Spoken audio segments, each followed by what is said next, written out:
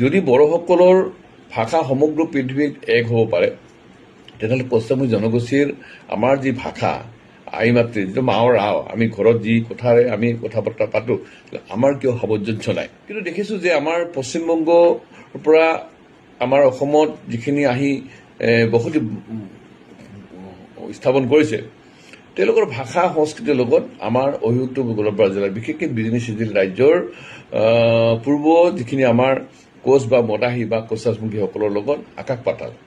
এতিয়া বিভিন্নজনে কৈছে বিশেষকৈ আমাৰ চিডলি বিজনীৰ বৰ্তমানৰ যিখিনি আমি কোচ ৰাজবংশী বুলি আমি পৰিচয় দিওঁ এওঁলোক বেছি সংখ্যক লোকেই এটা সময়ত মদাহী জনগোষ্ঠীৰ আছিল আৰু আমি সেই সময়ৰ ব্যক্তিসকলে কনভাৰ্টেড হৈ পেলাই আমি ৰাজবংশী বা আমি কোচ ৰাজবংশী হ'লোঁ আৰু যিখিনি পশ্চিমবংগত নিজকে বিভিন্ন মূলৰ পৰা আহি ৰাজবংশী বুলি পৰিচয় দিলে আৰু তেওঁলোক আৰু আমাৰ মানে অভিভুক্ত গোৱালপাৰাৰ বিশেষকৈ চিডলি বিজনীৰ বৰ্তমানৰ আমাৰ কোচ ৰাজবংশীসকলে মানে পশ্চিমবংগ আৰু অসমৰ মিলি পেলাই কোচ হাইফেন ৰাজবংশী মানে কোচ আৰু ৰাজবংশী আমি পৰিচিত হ'লোঁ।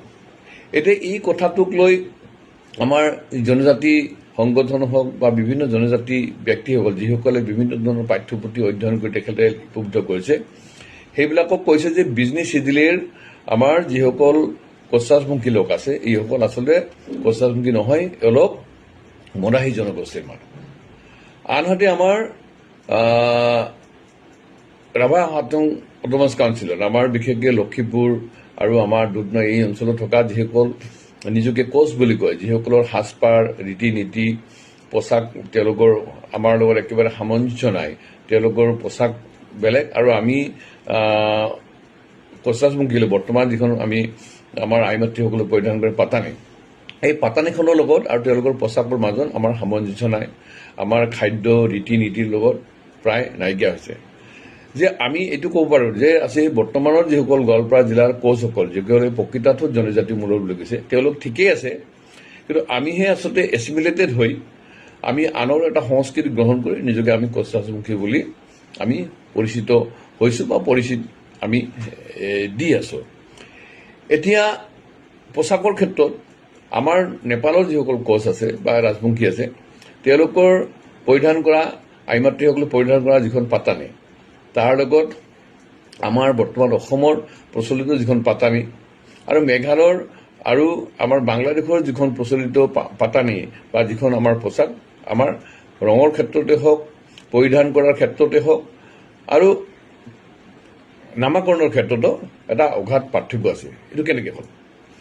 আজি সমগ্ৰ পৃথিৱীৰ দুই এটা ঠাইত অলপ ইফাল সিফাল হ'ব পাৰে, বেছিভাগ বড়ো জনগোষ্ঠীৰ তেওঁলোকৰ যিটো জাতীয় সাজপাৰ তেওঁলোকৰ যিটো দখনা সেইখন একেই। ভাষাৰ ক্ষেত্ৰতো তেওঁলোকৰ বৰ বেছি পাৰ্থক্য নাই, ঠাই ভেদে তেওঁলোকৰ উচ্চাৰণ শৈলী অলপ বেলেগ, কিন্তু মূলতঃ তেওঁলোকৰ 99.99 তেওঁলোকৰ ভাষা সমগ্ৰ পৃথিৱীত প্ৰায় একে। যদি বড়োসকলৰ ভাষা সমগ্ৰ পৃথিৱীত এক হ'ব পাৰে তেতিয়াহ'লে পশ্চিমী জনগোষ্ঠীৰ আমাৰ যি ভাষা আই মাতৃ যিটো মাৰ ৰাও আমি ঘৰত যি কথাৰে আমি কথা বতৰা পাতোঁ আমাৰ কিয় সামঞ্জস্য নাই। পোচাকৰ ক্ষেত্ৰত আমাৰ সামঞ্জস্য নাই। আজি অভিভুক্ত গোৱালপাৰা জিলাৰ আমি যিখিনি কোচ ৰাজবংশী বুলি পৰিচয় দিওঁ আমাৰ ঘৰত বোৱা আমাৰ মেখেলা বা মেখেলা চাদৰ পৰিধান কৰে। আনহাতে পশ্চিমবংগ বা জলপাইগুৰি কোচবিহাৰ পূৰ্ববংগীয় মূলৰ যিখিনি ৰাজবংশী মানুহ অসমত বসবাস কৰিছে তেওঁলোকে ঘৰত কি কৰে, তেওঁলোকে শাৰী পিন্ধে, তেওঁলোকে গলত তুলসীৰ মালা পিন্ধে, কপালত তেওঁলোকে চন্দনৰ ফটা পিন্ধে। তেওঁলোকৰ ভাষা তেওঁলোকৰ সংস্কৃতি তেওঁলোকৰ ধৰ্ম আৰু আমাৰ ধৰ্ম সংস্কৃতিৰ লগত অগাধ পাৰ্থক্য আছে। এইটো কেনেকৈ সম্ভৱ হ'ব পাৰে? গতিকে আমি যদি এটা জাতি হিচাপে এটা আমি পৰিচিত হৈ পেলাই যদি বিশ্বত দৰবাৰত আমি প্ৰতিষ্ঠিত হ'ব লাগে তেতিয়াহ'লে আমাৰ ভাষা আমাৰ সংস্কৃতি আমাৰ ধৰ্ম সকলো হ'ব লাগে। এতিয়া আকৌ বেংগলত শিৱচণ্ডী ধৰ্ম ওলাইছে, ধৰ্ম যিকোনো মানুহে গ্ৰহণ কৰিব পাৰে, বেলেগ বেলেগ খ্ৰীষ্টানৰ হ'ব পাৰে, বৌদ্ধিষ্ট হ'ব পাৰে, কোনোবা হয়তো ধৰ্মান্ধ মুছলিমো হ'ব পাৰে, তাত আমাৰ আপত্তি কৰিব লগা নাই, সেইটো মানে কম বেছি পৰিমাণে। কিন্তু দেখিছোঁ যে আমাৰ পশ্চিমবংগৰ পৰা আমাৰ অসমত যিখিনি আহি বসতি স্থাপন কৰিছে তেওঁলোকৰ ভাষা সংস্কৃতিৰ লগত আমাৰ উত্তৰ গোলপাৰা জিলাৰ বিশেষকৈ বিজনী চিজিল ৰাজ্যৰ পূৰ্ব যিখিনি আমাৰ কোচ বা মদাহী বা কোচ ৰাজবংশীসকলৰ লগত আকাশ পাতাল। আমাৰ এই জাতি গঠনৰ প্ৰক্ৰিয়াটো আগুৱাই লৈ যোৱাৰ ক্ষেত্ৰত আমাৰ যিসকল বিজ্ঞ মানুহ আছে এইসকলে এটা অথেণ্টিক এটা আইডেণ্টিটি আমাৰ উলিয়াবলৈ আমি প্ৰকৃত তাত কি আছিলোঁ, আমি সঁচাকেই বড়ো আছিলোঁ নেকি, বৃহত্তৰ বড়ো জনগোষ্ঠীৰ আমি আছিলোঁ বা আমি মেচ আছিলোঁ, আমি মদাহী আছিলোঁ, কিন্তু পৰিৱেশ পৰিস্থিতিত বা সেই অঞ্চলৰ সেই সময়ত উচ্চবৰ্ণৰ মানুহসকলে আমাক নিশ্চ জ্ঞান কৰিছিল, অস্পৃশ্য জ্ঞান কৰিছিল সামাজিকভাৱে। গতিকে আমি পৰৱৰ্তী সময়ছোৱাত আমি ক্ষত্ৰিয় ধৰ্মান্তৰলৈ ৰূপান্তৰিত হৈ আমি কনভাৰ্ট হ'লোঁ, আমি অন্য ধৰ্ম, অন্য সংস্কৃতি, অন্য পোচাক আমি গ্ৰহণ কৰিলোঁ, এনেকুৱা নেকি?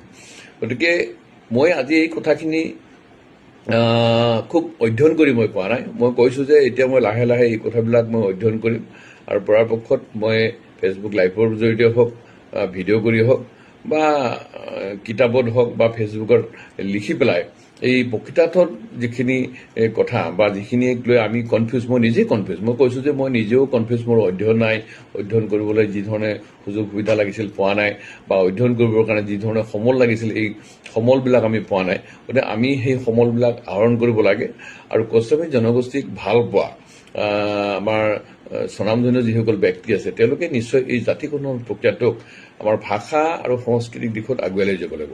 কাৰণ ভাষা, সংস্কৃতি আৰু আমাৰ পোচাক হ'ল আমাৰ মেৰুদণ্ড।